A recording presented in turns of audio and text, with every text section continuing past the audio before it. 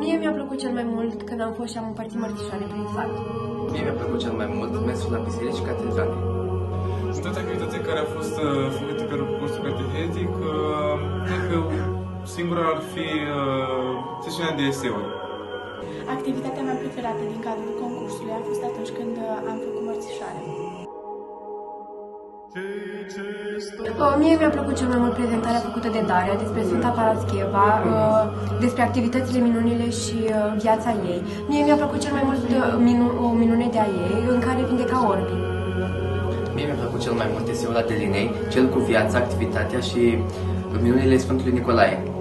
De toate eserile care au fost prezentate în ziua aceea, cred că cel mai mult mi-a plăcut al Mironei, despre Sfântul Pantelimon, pentru că s-au aflat niște lucruri care nu cred că toți le știau despre Sfântul Pantelimon. Prezentarea care mi-a stăpânit curiozitatea a fost prezentarea Mironei despre viața, activitățile și minunile Sfântului Pantelimon.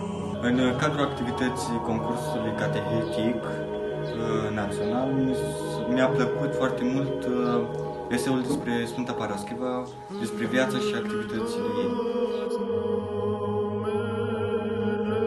Eu m-am implicat în toate activitățile, făcutul mărțișoarelor, făcut eseu și mersul la biserică, în toate.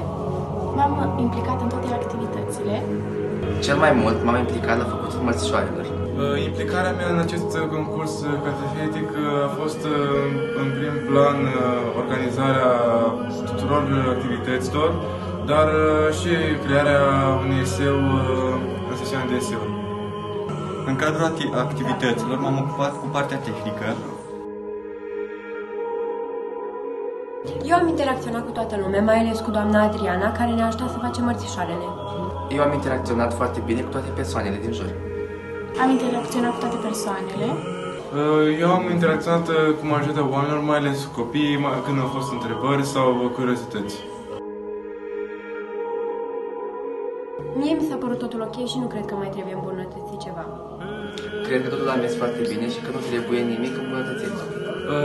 Dacă ar trebui să îmbunătățesc ceva în organizare, după mine, nu cred că aș adăuga ceva, pentru că pentru mine totul a fost perfect și a fost pus la punct.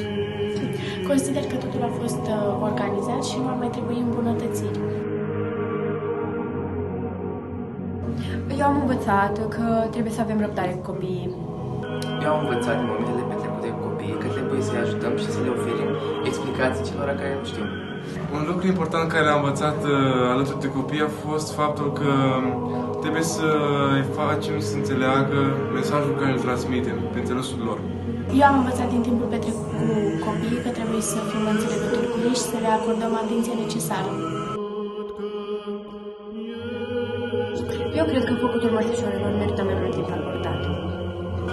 Mersul la biserici merita mai mult timp acordat. Deoarece, în limita timpului scurt care am avut în ziua cu eseuri, din cauza excursiei care am avut-o la mănăstiri, după mine trebuia acordat mai mult timp la prezentarea eseurilor pentru a ne spune fiecare punct, pentru a ne face înțeles mesajul nostru. Activitatea care ar fi meritat mai mult timp ar fi sesiunea de eseuri. Având în vedere că timpul petrecut cu copiii este foarte important, mi-aș fi dorit ca timpul acordat atelierului de mărțișoare să fi durat mai mult.